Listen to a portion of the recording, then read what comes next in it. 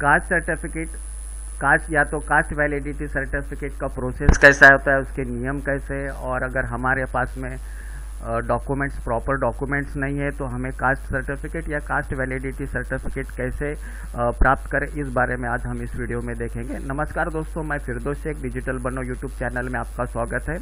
दोस्तों, हम caste certificate के लिए देखो अभी हम फिलहाल बात कर रहे हैं कास्ट सर्टिफिकेट की, और जो कास्ट वैलिडिटी के वो अगले नेक्स्ट ये इसमें हम इसी वीडियो के अंदर नेक्स्ट आगे देखेंगे।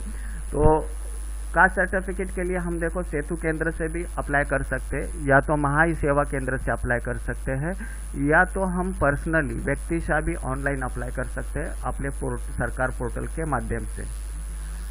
अभी ये अपने सरकार पोर्टल से जो है हम कास्ट सर्टिफिकेट घर बैठे भी हम कर सकते हैं, और ये ऑनलाइन कैसा करना है इसका ऑलरेडी मैं वीडियो बना चुका हूँ, और मैं मेरे वीडियो के कमेंट बॉक्स में इसकी लिंक दे दूंगा, आप वहाँ से इसको फॉलो कर सकते हैं। अभी देखो ये जो अपने सरकार पोर्टल से हम कास्ट स्टेट का कास्ट सर्टिफिकेट भी ले सकते हैं और सेंट्रल का कास्ट सर्टिफिकेट भी अप्लाई कर सकते हैं। अब अगर हम कास्ट सर्टिफिकेट की बात करें तो कास्ट सर्टिफिकेट के यानी SC, ST, OBC, VJ, NT, SBC, ये EWS, इनके लिए जो है अपने सरकार के थ्रू जो है हम इसको अप्लाई कर सकते हैं। और इसमें एक बात है कि अगर आपका जो नेटिव प्लेस है, जो मानव दिनांक है, जैसे OBC के लिए 1967 का मानव दिनांक है, मानक दिनांक जो 1967 है, यानी तुम्हारा जो नेटिव प्लेस है उसी नेटिव प्लेस के ऊपर जाके मतलब यानी उसी नेटिव प्लेस का तहसील ऑफिस आपको चुनना मतलब सिलेक्ट करना रहेगा, और अप्लाई उसी से आपका होगा। अभी अगर आप ये देखो ये सेतु केंद्र में अगर जाओगे तो वहाँ पे ये कास्ट सर्टिफिकेट के लिए आपको फॉर्म दिया जाएगा। अगर आप खुद ही मतलब मैंने कास्ट सर्टिफिकेट अप्लाई कर रहे हो तो फिर ये फॉर्म की आपको ज़रूरत नहीं है। अगर सेतु केंद्र में जाएंगे तो ये इस तरह से आपको फॉर्म दिया जाएगा, ये फॉर्म आपको भरना है और उसके साथ में डॉक्यूमेंट तुमको देना है। अभी यहाँ पे देखो मानक दिनांक, जो ये मानव दिनांक है, SC के लिए 10 अगस्त 1950 दिया गया है, ST के लिए 6/9/1950 है, VJ के लिए 21 नवंबर 1961 है, NT के लिए 21 नवंबर 1961 है, OBC और SBC के लिए 13/10/1967 है। तो ये मानव दिनांक है। इसका मतलब ये मानव दिनांक के में अगर आप महाराष्ट्र में रहते हो तो आपको ये कास्ट सर्टिफिकेट मिलेगा। अभी जो आपका मतलब मैंने नेटिव प्लेस है उसी जो तहसील को आपको अप्लाई करना है। अगर आप खुद घर बैठे भी कर रहे हो तो आप जो सिलेक्ट करोगे उस टाइम में उस कंसर्न तहसील जो है तो तुम्हारा नेटिव का जो जिला रहेगा उसी को सिलेक्ट करना रहेगा। अभी इसमें देखो जो डॉक्यूमेंट्स क्या क्या लगता है, एप्लीकेंट लिविंग सर्टिफिकेट, अगर बच्चे के पास में लिविंग सर्टिफिकेट नहीं है तो वो अपना बर्थ सर्टिफिकेट भी लगा सकता है, या तो जो स्कूल पढ़ रहा है उसका बोनाफाइड भी लगा सकता है। उसके बाद में उसका फादर का LC की ज़रूरत रहती है। अगर फादर की LC नहीं है, अगर फादर अशिक्षित है तो उसके अनुरूप आपको जो है अफिडेविट एक देना पड़ेगा। और उसके बाद में फिर अगर आपके आजोबा या पंजोबा, अगर ये इनका अगर शाला प्रवेश नोंद उतारा अगर है तो वो भी आप यहाँ पे लगा सकते हो। अभी कई बार ऐसा होता है, देखो यहाँ पे जो डेट मतलब मैंने जन्म तारीख है 1/6/1967 और यहाँ पे स्कूल में दाखिल होने की तारीख है 23/8/72। तो बहुत सारे कई जो तहसील ऑफिस में इसके ऊपर रिमार्क्स निकाला जाता है कि तुम्हारा जो एडमिशन का टाइम है वो 1967 के पहले का नहीं है, और इसकी वजह से तुमको एडिशनल मतलब मैंने देना है। तो फिर तुम उस वक्त जो है अगर तुम्हारे पंजोबा वगैरह कोई अगर इसमें इनका शाला प्रवेश नोंद उतारा है तो वो आप उसको अटैच कर सकते हो। अब उसके बाद में देखो तो हमें 2 अफिडेविट करना रहता है ऑनलाइन अपडेट। तो एक जो अफिडेविट रहता है वंशावल का, ने फैमिली ट्री चार्ट, और दूसरा जो रहता है अब ये फैमिली ट्री चार्ट यानी वंशावल। देखो इस तरह से आपको ये करना है, जैसे आपका जो आजोबा है वहाँ से, उसके बाद में उनके वडील, फिर उसके बाद में उसके फादर, उसके बाद में उसका एप्लीकेंट। तो यही आपको ऐसा सारा डिटेल लिख के फिर यहाँ पे आपको ये वंशावल यानी आपको प्रूफ करना है कि मेरा जो जात है मेरे आजोबा से कैसे मतलब यानी कैसा मिलता है, उसके वजह से ये मतलब यानी वंशावळ तुम यहाँ पे लिख सकते हो। उसके बाद में अगर फादर अशिक्षित है तो उसके लिए ये फिर सेकंड एफिडेविट रहेगा। और दूसरा जो एक एफिडेविट रहता है, तुमने जितने भी डॉक्यूमेंट सबमिट किए हैं वो एकदम सही है और उसमें जो भी मालूमात है वो एकदम सही है।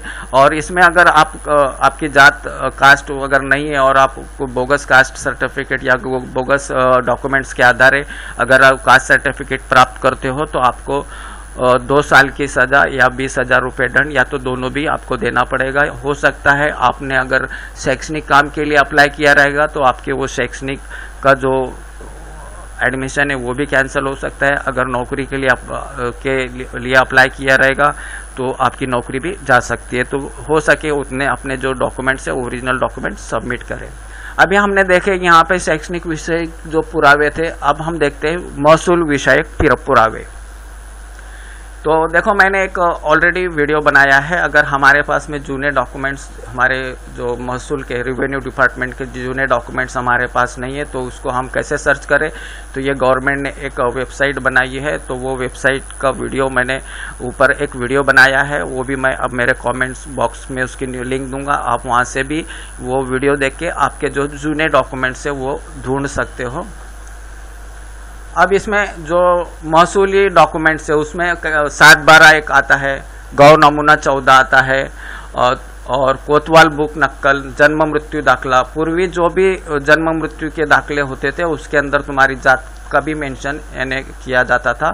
तो गौ नमूना 14, शेती विषय का विलेख, जमीन बंदोबस्त मिळकत, हक्क नोंदणी, खरीदी खत, तो इतने इत्यादि जो डॉक्यूमेंट है ये महसूली पुरावे यानी ये इसके लिए लगते हैं कि तुम जो मानव दिनांक है जैसे ओबीसी का 1967 है उसके पूर्वी महाराष्ट्र में रहते हो, क्योंकि ये जो भी कास्ट की जो बेनिफिट्स है वो महाराष्ट्र के जो रहवासी है उन्हीं को मिलता है और वही उनका मतलब है नजरिया रहता है।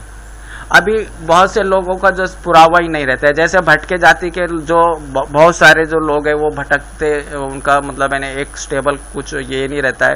तो ऐसे लोगों के पास में जनरली पुरावे नहीं रहते। या तो फिर अभी मुस्लिम अगर समाज की अगर बात करेंगे तो मुस्लिम समाज के जितने भी एलसी के ऊपर शाळा सोडल्याचा दाखला जो बोलते हैं जिसको, तो उसके ऊपर जो है जात का उल्लेख किया नहीं रहता है, मुस्लिम या सुन्नी मुसलमान इस तरह से जात का उल्लेख रहता है और उसके वजह से वो प्रूफ नहीं होता है क्या इनकी जात कौन सी है। अभी जैसे अंसारी जुला होते, बुनकर बोलते हैं जिसको, तो अंसारी मोमिन ये जुला होते हैं, तो इनके पास में अगर पुरावे नहीं है तो फिर उसके लिए ऑप्शन एक रहता है गृह चौकसी। अगर तुमने अप्लाई किया है और तुम्हारे को अगर बोला गया कि तुम 1967 का प्रूफ यहाँ पे सादर करो और अगर तुम्हारे पास में ऐसा कोई प्रूफ नहीं है तो तुम तहसीलदार या प्रांत को रिक्वेस्ट करके गृह चौकसी का रिक्वेस्ट कर सकते हो। और जब ये तहसीलदार या प्रांत गृह चौकसी के लिए संबंधित जो तुम्हारा तलाटी है उसके लिए ऑर्डर करेगा, फिर उसके बाद में जो तलाटी है तुम्हारी गृह चौकसी करके अहवाल सादर करेगा और उस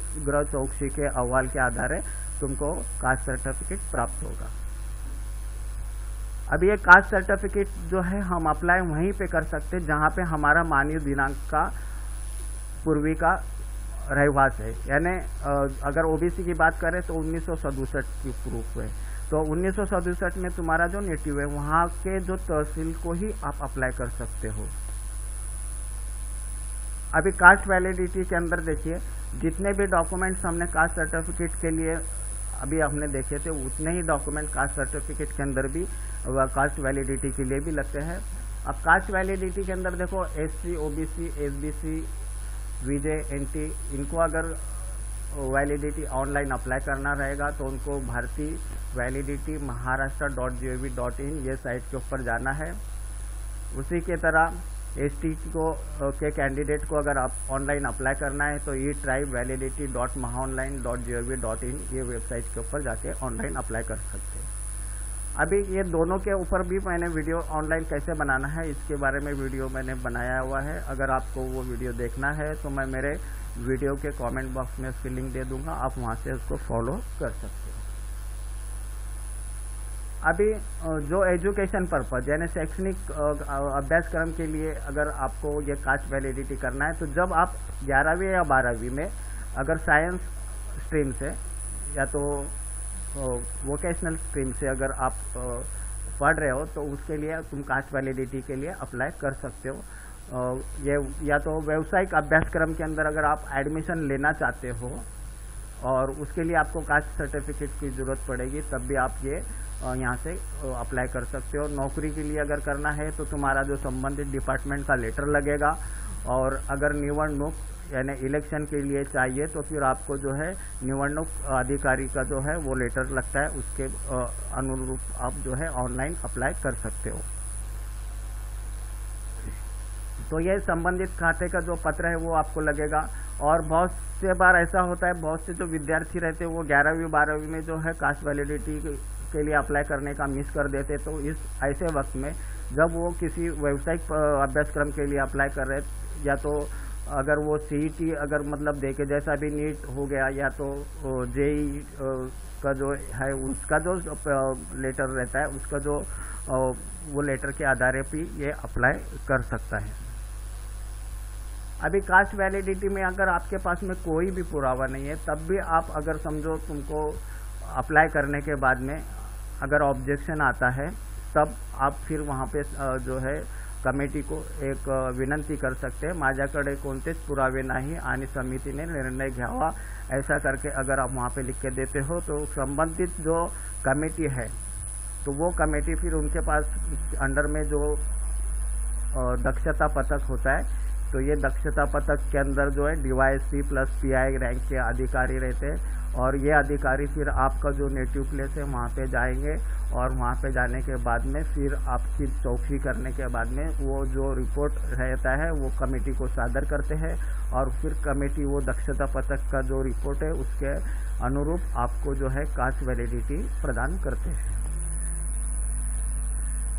अब ये कास्ट जो स्टेट का कास्ट सर्टिफिकेट और सेंट्रल का कास्ट सर्टिफिकेट, तो स्टेट का जो कास्ट का सीरियल है वो अलग होता है, और सेंट्रल के अंदर जो है कास्ट के सीरियल अलग होते हैं। इसके लिए जो है इसका लेकिन ये जो हम अप्लाई करते हैं स्टेट के लिए, वही विभाग से हमको सेंट्रल का भी अप्लाई अपन कर सकते हैं, और दोनों दाखले एक ही विभाग से यानी एक ही तहसील ऑफिस से मिलते हैं, और जो उसके लिए लगने वाले दस्तावेज भी सेम रहते हैं।